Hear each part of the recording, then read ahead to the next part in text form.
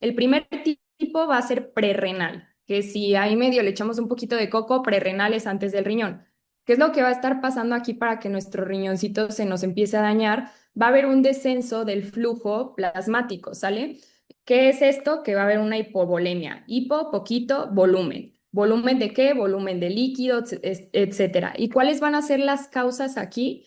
Puede ser una sepsis, que nuestro paciente se nos haya infectado así, no sé, que haya empezado el foco con algún tipo de infección, llamémosle la que ustedes quieran, y pues no se controló y ya nos hizo una sepsis, ya se pasó a todo el cuerpo. Una cirugía mayor, ¿por qué? Porque esta nos va a dar un sangrado y eso va a hacer que haya menor flujo, ¿sale? Estamos perdiendo sangre, hay menor flujo.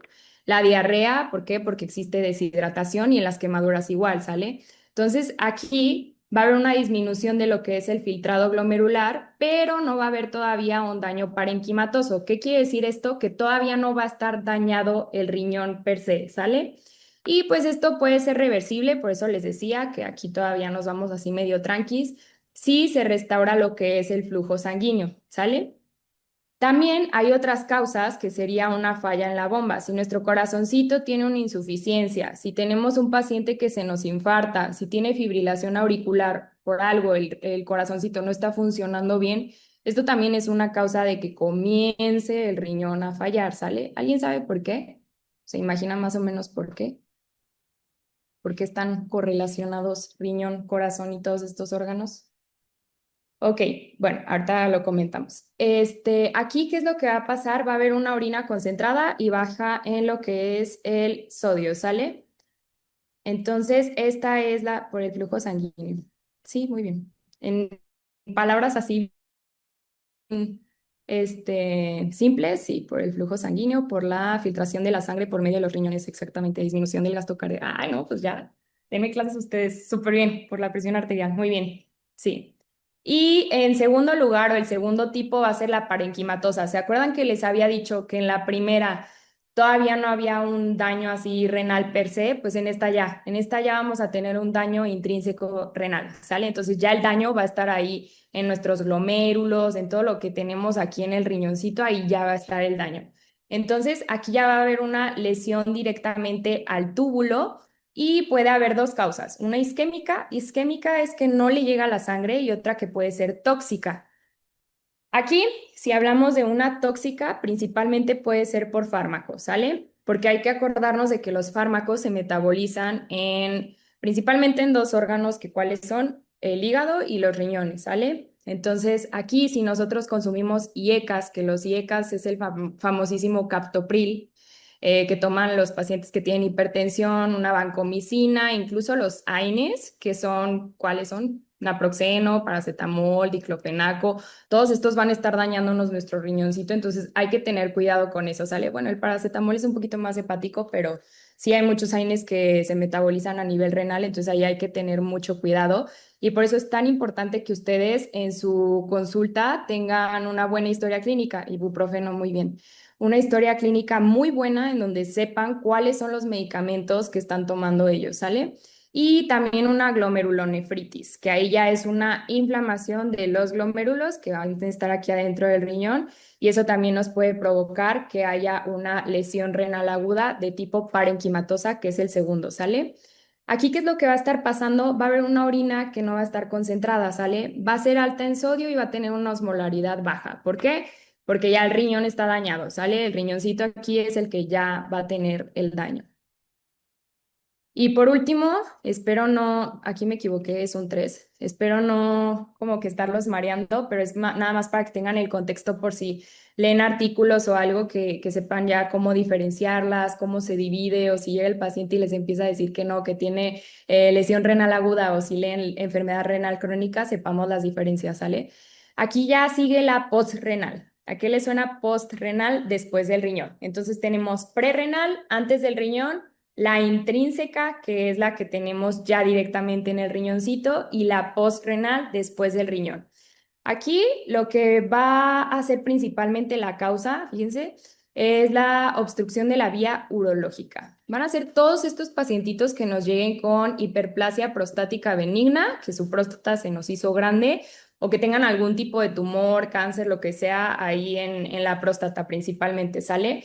¿Por qué? Porque crece tanto la próstata que nos va a comprimir la uretra. Entonces, eso va a hacer que haya una obstrucción y que no pueda salir la pipí, ¿sale? Entonces, aquí es como vemos que empieza a obstruirse. Entonces, ¿cómo van a llegar estos pacientes? Nos van a decir que no orinan nada, que ya significa que hay una obstrucción completa, o sea, que la próstata está tan grande la masa que tenemos está tan grande que nos comprimió tanto que de plano no sale la pipí. O normal, ¿sale? Que puede ser una obstrucción incompleta, apenas está ahí medio creciendo. ¿Cómo va a ser el diagnóstico de estos pacientes? Si nosotros, no sé, nos llega un paciente a la consulta con ustedes en nutrición y de repente nos empieza a referir ahí como que síntomas medio raros, que en la orina esto y lo otro, ¿qué es lo que hay que tomar en cuenta?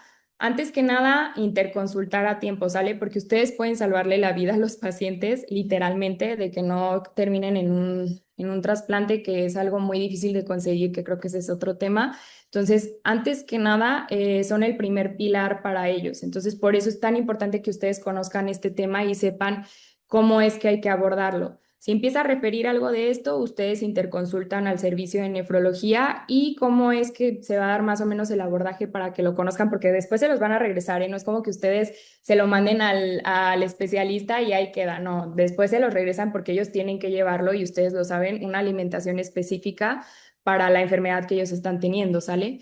Entonces va a ser con un ultrasonido. El ultrasonido es nuestro mejor amigo aquí, es con el que vamos a poder valorar. Obviamente depende de la enfermedad o lo que queramos ver, también podemos apoyarnos de una tomografía, biopsias, etcétera, pero aquí principalmente es el inicial, el ultrasonido.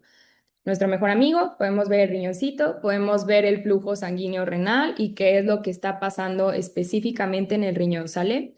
¿Cuál es el tratamiento aquí en la postrenal? Pues hay que descomprimir la vía urinaria, ¿sale? Si dije que está así muy, muy estrecho, hay que hacer una descompresión. Y en la patología prostática, cuando tienen lo de la próstata, pues se sondean los pacientitos para que puedan orinar.